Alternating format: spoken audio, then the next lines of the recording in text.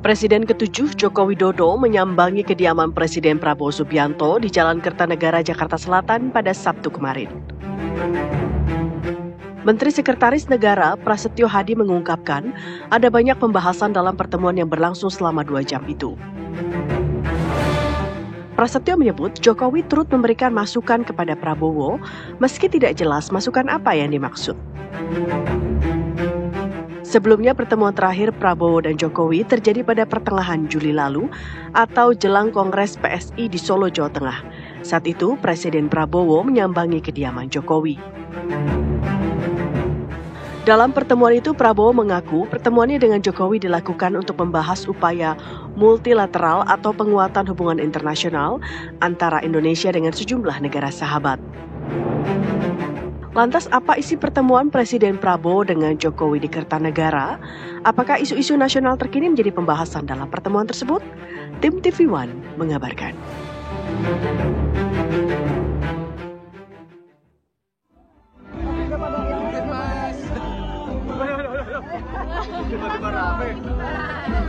Apa ya, Bang? Pertama tentunya hari ini kita bangga sekali kita semua hadir di sini dalam rangka merayakan dari ulang tahun TNI yang ke-80. Semoga TNI semakin profesional, semakin dicintai rakyat, semakin dekat dengan rakyat. TNI prima, TNI rakyat, Indonesia maju. Selamat siang, dalam pidato sempat mengingatkan soal seleksi kepemimpinan yang tidak lagi mengandalkan senioritas. Sebelum lanjut, kami ingin mengucapkan kebijakan seperti apa? Saya kira sekarang sudah ya. Sekarang sudah bahwa Bapak Presiden memang memberikan penekanan kepada seluruh jajaran TNI untuk mengutamakan kompetensi melebihi segalanya dibandingkan dengan senioritas. Saya kira sudah. Ya, Maria Segaf, andai saja ada klasmen sementara pertemuan Presiden Republik Indonesia Prabowo Subianto dengan para Presiden Republik Indonesia sebelumnya, mungkin Pak Joko Widodo menjadi pemuncak klasmen sementara. Ini dia. Ya. Paling banyak. Tapi kan sering ketemu kan? Oke, tapi kan kemudian pertemuan yang terlalu sering ini, jadi pertanyaan saya sama netizen. Apa sih? Apa? Maunya apa?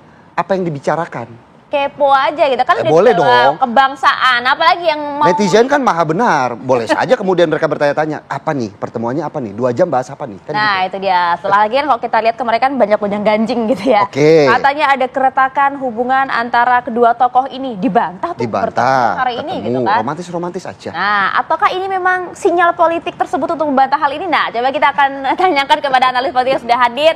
Ada Mas Efriza, analis politik dari Cita Institute, dan juga ada Mas Andika, analis politik dari Universitas Bakri. Assalamualaikum. Waalaikumsalam, Mbak Maria, Mas Philip. Andika. Selamat pagi. Nah, ini. Coba siapa yang mau menjadi cenayang terlebih dahulu?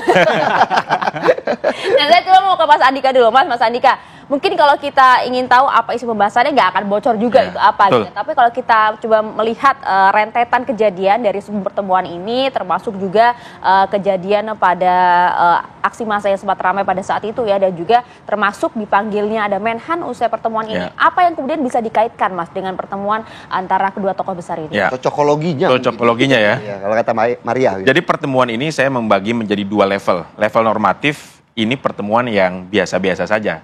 Pak Prabowo bisa menerima siapapun. Sebab kalau dalam pertemuan kali ini saya lebih melihat Pak Jokowi yang meminta waktu kepada Pak Prabowo untuk bertemu. Jadi Pak Prabowo pasti dengan mazhab politik yang selalu ingin mengakomodir semua pihak, jangankan kawan, lawan pun juga diterima untuk bisa bertemu, sehingga pertemuan ini normatif saja. Pertemuan antara mitra koalisi politik dalam pemilu kemarin, kemudian juga putra dari Pak Jokowi sendiri adalah Wapres ya. Tetapi apakah Pak Jokowi ini sebagai the real Wapres? Ini juga perlu dipertanyakan juga ya. Ini ada satu segmen lain nih kalau nanti orang menganggap the real Wapresnya bukan Mas Gibran, tapi Pak Jokowi gitu ya.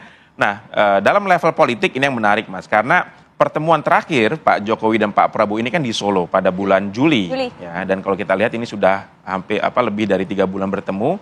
Dan dalam waktu 3 bulan ini ada 2 peristiwa menarik ya yang terkait dengan hubungan Pak Prabowo dengan Pak Jokowi. Yang pertama adalah kemarin kasus kerusuhan tanggal 30-31 Agustus ya. Dan yang kedua tentunya adalah kemarin reshuffle kabinet yang sebagian besar dalam reshuffle saat itu adalah orang-orang yang terafiliasi atau yang di-endorse oleh Pak Jokowi yang di reshuffle. Karena kan kemudian muncul isu itu kan adanya. Sehingga pertemuan ini menjadi menarik untuk dicermati. Apakah pertemuan ini terkait dengan dua hal itu? Saya melihatnya iya. Apalagi tadi Mbak Maria mengatakan yang dipanggil setelah itu adalah Pak Menhan gitu ya, terkait dengan isu keamanan dan isu politik. Dan kita tahu juga bahwa di tengah kerusuhan itu, tanggal 30-31 Agustus, banyak spekulasi yang mengatakan apakah ini juga didomplengi oleh kekuatan Solo yang ingin menggoyang kekuatan politik Presiden Prabowo. Dan kalau kita lihat pertemuan hari ini dengan Pak Jokowi hadir, datang ke Kertanegara, itu ingin menepis ya dugaan-dugaan itu, spekulasi-spekulasi itu. Termasuk juga spekulasi apakah Pak Prabowo ini punya perasaan bahwa di balik ini adalah Pak Jokowi ataupun geng Solo gitu kan. Dan kalau kita lihat bahwa ini mengkonfirmasi bahwa tidak ada spekulasi seperti itu. Justru kalau kita lihat durasi pertemuan 2 jam. Ya. Dibandingkan dengan durasi pertemuan Prabowo Megawati di April kemarin cuma 1,5 jam, Mas. Jadi kalau dilihat dari sisi itu kayaknya hubungan dengan Solo kembali menguat, hubungan dengan PDIP justru melemah nih sekarang nih gitu kan.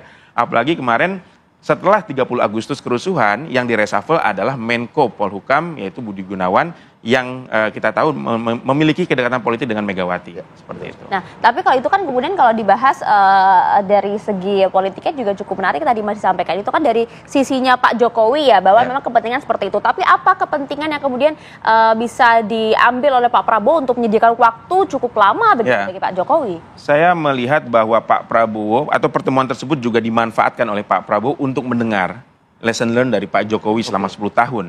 Bahwa hal menarik yang saya catat adalah dalam waktu 10 tahun Pak Jokowi ya kerusuhan seperti Agustus kemarin itu relatif tidak ada ya. Ya itu kepiawaian Pak Jokowi lah untuk mengakomodir aspirasi rakyat. Pak Prabowo kemungkinan juga ingin memahami ya ini bagaimana struktur politik yang ada di Indonesia gitu ya, kekuatan-kekuatan politik yang ada di Indonesia sehingga bisa muncul kerusuhan seperti kemarin. Yang bisa kita lihat itu tidak diduga oleh Presiden Prabowo. Oke, kita mau tanya juga ke Mas Efriza, apakah kemudian pertemuan antara Pak Prabowo dan juga Pak Jokowi ini memberikan citra dampak positif yang simbiosis mutualisme? Keduanya memberikan dampak positif yang cukup baik begitu bagi kedua bangsawan ini? Iya, kalau mau melihat apakah ini berdampak baik, tentu kita harus melihat yang berdampak baik lebih kepada Pak Jokowi. Karena kita harus akui citra Pak Jokowi ketika bertemu dengan Pak Prabowo itu menguatkan para relawan. Itu yang pertama. Dan yang kedua, itu juga menguatkan asumsi di luar bahwa Pak Jokowi ini ingin diminta sebuah perlindungan kepada Pak Presiden secara tidak langsung. Karena banyak kasus yang terjadi. Dari mulai kasus ijazah Pak Jokowi sendiri, ijazah anaknya Pak Gibran, kemudian dari mulai keinginan KPK memanggil Bobi Nasution, dan juga kita harus melihat kenyataan bahwa ada publik yang mulai mendorong supaya dilakukan sebuah pengadilan atas kasus-kasus ataupun kejadian yang diambil oleh kebijakan dari Pak Jokowi supaya supremasi hukum itu tercipta. Dan saya rasa ini asumsi yang beredar yang saya rasa juga dibicarakan. Dan yang terakhir ini bisa jadi kita bertanya-tanya tentang inisial J itu sendiri di PSI. Karena ketemuan antara Pak Jokowi dengan Pak Prabowo ini selalu berurusan atau beririsan dengan PSI. Jangan-jangan nah ini juga nih J ini adalah Pak Jokowi sedang minta restu kepada penguasa supaya dia gitu ya, menjadi Dewan Pembina. Jadi skornya ini kalau di klasemen skor ini kecil untuk buat Pak Prabowo, tapi besar manfaatnya untuk Pak Jokowi. Karena Pak Jokowi merasa bahwa ini sempat selalu menjadi heboh dan ini adalah kesempatan emas buat dirinya. Atau mungkin pertemuan ini juga diinisiasi oleh para relawan Jokowi begitu, bukan murni juga dari keinginan Pak Jokowi sendiri?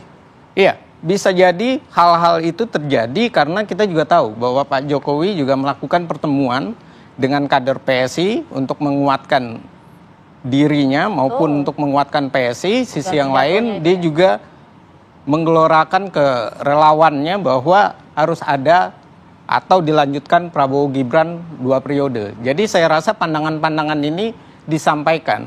Jadi saya melihat posisi Pak Jokowi saat ini bertemu dengan Pak Prabowo itu mengungkapkan perilakunya, mengungkapkan komunikasi politiknya, sekaligus juga dia meminta saran, nasihat kepada Pak Prabowo. Jadi yang diuntungkan saat ini adalah Pak Prabowo sebenarnya, karena wajah Pak Prabowo adalah menerima, menerima dan dia menjadi orang yang memberikan arahan kepada Pak Jokowi. Nah, ini adalah suatu hal yang saya rasa silaturahim atau silaturahminya menarik. Orang melihat bahwa Pak Jokowi lebih hebat, lebih heboh, padahal saat ini tidak. Karena kalau kita lihat setiap silaturahim dari Pak Prabowo terhadap Jokowi pasti diungkapkan di publik. Kali ini saat ini tidak. Berarti kan ini sensitif pribadinya Pak Jokowi. Nah, itu dia. Apakah kemudian Mas Andika juga sepakat dengan ini? Ternyata kayak lagi-lagi yang kemudian dibahas adalah PSI ini untuk melanggengkan singgasana politik Jokowi melalui kapal PSI ini, Mas. Tapi sesaat lagi ya, Mas, ya. Usai jeda. Kembali di Apa Kabar Indonesia Pagi, pemirsa, langsung saja melanjutkan dialog kita pada pagi hari ini. Saya langsung mau ke Mas Andika, bahwa tadi kalau sedikit mengutip dari penjelasan Mas Efriza, ini pertemuan Pak Jokowi dengan Pak Prabowo, ada upaya dari Pak Jokowi untuk kemudian mempertahankan beberapa orang-orangnya begitu di kementerian. Apakah Mas Andika juga setuju?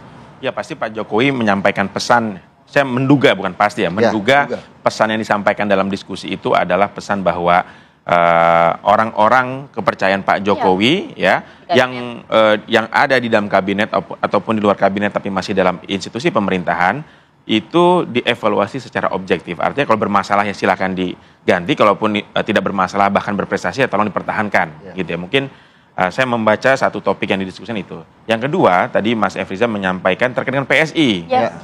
Kalau dikaitkan dengan situ memang harus ada pesan yang clear disampaikan oleh Pak Jokowi bahwa PSI ini adalah partai yang loyal terhadap pemerintah. Nah, jadi bahwa selama ini PSI adalah sebagai wujud politik nyata dari kekuatan geng Solo ini pasti beredar ya di pemberitaan, dan spekulasi itu pun sah-sah saja ada gitu. Tetapi dengan pertemuan itu saya melihat bahwa Pak Jokowi juga ingin menyampaikan pesan bahwa PSI ini adalah loyal terhadap presiden, dan bahkan kalau sebelumnya Pak Jokowi ini menyampaikan Prabowo Gibran 2 periode, ya barangkali itu juga yang akan yang telah disampaikan juga oleh Pak Jokowi kemarin gitu ya. Mensesnek kan juga sampaikan ini ada memberikan arahan juga untuk masa depan bangsa gitu. Itu 2 periode maksud Anda? Ya, saya yakin meskipun itu tidak disampaikan secara eksplisit, tetapi loyalitas PSI terhadap pemerintahan Prabowo itu sudah mewakili aspirasi Pak Jokowi yang kemarin menyampaikan Prabowo Gibran 2 periode. Tetapi saya melihat bahwa pertemuan kemarin itu penting bagi kedua belah pihak sesuai dengan porsi politiknya. Setahun pertama kita lihat bahwa isu yang membayang-bayangi Pak Prabowo adalah Pak Jokowi ini membayang-bayangi pemerintahan ataupun leadership Pak Prabowo gitu. Saya yakin Pak Prabowo di tahun pertama ingin mendetach ingin menjaga jarak dengan persepsi itu, sehingga banyak sekali keputusan-keputusan politik Presiden Prabowo yang berlawanan dengan keputusan politik Pak Jokowi seperti IKN, reshuffle dan lain sebagainya. Tetapi di tahun kedua ini saya melihat bahwa Pak Prabowo juga ingin menunjukkan sebagai tokoh yang selalu mengapresiasi terhadap andil orang-orang yang telah mensupport dirinya dalam politik, dan waktu 2 jam yang diberikan Pak Prabowo dalam pertemuan kemarin itu sangat panjang sekali dan sangat berkualitas, dan menunjukkan bahwa kualitas posisi Pak Jokowi itu tetap tinggi ya di mata Pak Prabowo, dan di sisi lain tapi bukan membayang-bayangi. Di sisi lain itu juga menunjukkan rasa hormat, respect dari Pak Prabowo kepada orang yang telah andil dalam jalan politiknya. Nah, itu dia, itu kepiawaian seorang Prabowo Subianto sih kalau kita lihat gitu ya, merangkul tapi juga kemudian punya independensi juga dalam membuat kebijakan. Mas Efriza, kok kita kayaknya tuh netizen kalau melihat 2 tokoh ini tuh kayak dibuatnya itu ya galau juga gitu. Tadinya gregetan gitu ya. Ini kok ibarat hubungan percintaan gitu ya. Kan ini kayak tarik ulur gitu, mau putus enggak gitu kan. Tapi sebenarnya apa sih ingin digambarkan dari pertemuan 2 tokoh ini gitu loh, Mas? Apa? Ya, kalau kita melihat apa yang ingin digambarkan, pertama ya saya setuju bahwa ini adalah silaturahim politik, dan yang kedua memang ini adalah sebuah bentuk transisi yang sangat mulus. Dan kita juga harus ingat pada bulan Mei 2025 di rapat menteri Pak Prabowo dengan sangat tegas, sangat lugas menyatakan bahwa ia bukan bonekanya dari Pak Jokowi. Kemudian ia juga menyampaikan dengan tegas bahwa konsultasi saran itu adalah hal yang biasa. Bahkan dia menyatakan kalau seandainya ia bisa, seluruh mantan presiden akan didatangi untuk dimintakan arahan untuk pembangunan maupun persatuan dari nasional itu. Namun kalau kita lihat niat baiknya Pak Prabowo ini tidak selalu utuh dalam hal komunikasi. Tentu Pak Jokowi ini sangat pandai bermain bagaimana sebuah pertemuan saja sudah bikin heboh, sebuah ketokan geprakan di meja saja beliau sudah bikin heboh. Dan ini adalah hal yang saya pahami, inilah kelihayan dari Pak Jokowi yang selalu ingin menunjukkan bahwa Pak Prabowo memang independen, Pak Prabowo memang mandiri, tapi citra bahwa Pak Prabowo itu presiden yang tidak bisa lepas dari Pak Jokowi, ini yang selalu ingin ditonjolkan. Apalagi dengan kemungkinan nanti kita akan ada kemungkinan reshuffle ketiga. Kita mungkin juga, mungkin saja reshuffle ketiga ini terjadi kalau kita lihat angka 8. Biasanya kan 88 itu nilai penting. Prabowo banget ya. Tapi kalau kita melihat ya Mas Efri sedikit juga, bahwa kenapa sih harus Pak Jokowi? Apakah memang Pak Jokowi yang kemudian memberikan dampak ataupun citra yang lebih besar kepada Pak Prabowo ketimbang presiden-presiden sebelumnya begitu? Ya, kalau kita berbicara real, ini adalah silaturahim balasan. Tapi kalau berbicara di dalam kenyataannya, ini juga bisa kegenitan dari Pak Jokowi itu sendiri. Waduh, bahasanya kok gitu sekali sih. Bahwa dia tidak ingin kehilangan panggung. Dia tidak ingin dia tidak eksis. Dan ini juga menunjukkan bahwa sayang sekali anaknya menjadi bayang-bayangnya saja. Tidak kuat di permukaan seperti ayahnya. Dan kita juga melihat bagaimana Wapres Gibran menjadi sebuah pertanyaan, kemana Gibran? Sementara yang muncul adalah bapaknya, kemana Kaisang? Nah, Mas Andika sepakat juga nggak? Jangan apa tuh? Bapaknya. Itu dia, apa karena mungkin alasan itu kemudian membuat Pak Jokowi turun gunung begitu dengan Pak Prabowo? Ini kalau netizen mengatakan kalau lebih sering ketemu bapaknya ketimbang anaknya. Nah, saya melihat bahwa kalau Wapres itu kan bisa ketemu presiden kapan saja gitu ya, di kantor, di istana ataupun di berbagai macam pertemuan. Mungkin itu tidak terungkap saja ke media gitu ya. Tetapi kalau secara politik melihatnya, memang Gibran sebagai perwakilan dari kekuatan politik Pak Jokowi ini, atau terah politik Pak Jokowi ini belum bisa menjadi lokomotif seperti harapan bapaknya gitu. Bagaimanapun Pak Jokowi juga kalau lihat dari behavior politiknya itu masih ingin relevan dengan panggung politik. Tetapi Gibran yang diharapkan bisa jadi lokomotif politik dari kekuatan Solo ataupun kekuatan politik Pak Jokowi ini ternyata belum mampu. Sehingga ya Pak Jokowi juga harus turun tangan dalam panggung politik yang ada. Atau mungkin saran langsung dari Bapak ke anak nggak cukup memang? Apakah harus kemudian Pak Jokowi yang ketemu Pak Prabowo seperti itu melihat? Itulah Jokowi effect dia emang luar biasa. Gitu. Ya itulah dalam politik seninya begitu ya, bahwa darah politik itu tidak diturunkan. Gitu ya. Bapaknya tenar, anaknya belum tentu. Gitu. Iya. Nah menarik juga ya, tapi ada juga kemudian netizen yang julidnya ada juga gitu ya. Aduh, melihat pertemuan ini apa kabar Bu Mega ya? Karena kan kemarin kita sempat melihat ya kedekatan antara Pak Prabowo dengan Bu Mega, bahkan pada saat menyampaikan press conference dengan Agustus waktu itu, peristiwa Agustus kan juga ada Bu Mega di sana. Nah, apa kemudian yang kemudian bisa dilakukan oleh Pak Prabowo untuk menjaga hati dari Bu Mega juga begitu? Dengan kondisi konflik atau relasi yang ada di antara Pak Jokowi, Bu Mega, dan Pak Prabowo, saya melihat posisi Pak Prabowo itu secara politik sangat diuntungkan ya untuk bisa balancing. Kalau lagi ada kebutuhan untuk bisa balancing ke PDIP, ya mendekatlah ke Bu Mega. Tetapi peristiwa Agustus kemarin ya justru arah politiknya itu mengarah kepada PDIP ya. Salah satu bentuk wujudnya adalah di reshuffle-nya Budi Gunawan gitu. Itu menunjukkan menurut saya bahwa ada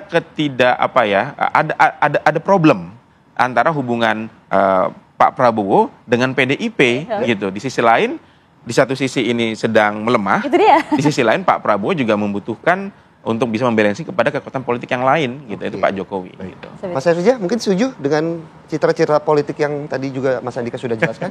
Ya, kalau kita melihat ada satu posisi yang kita harus jujur melihat kalau Bu Mega ketemu dengan Pak Prabowo terus itu sangat sulit.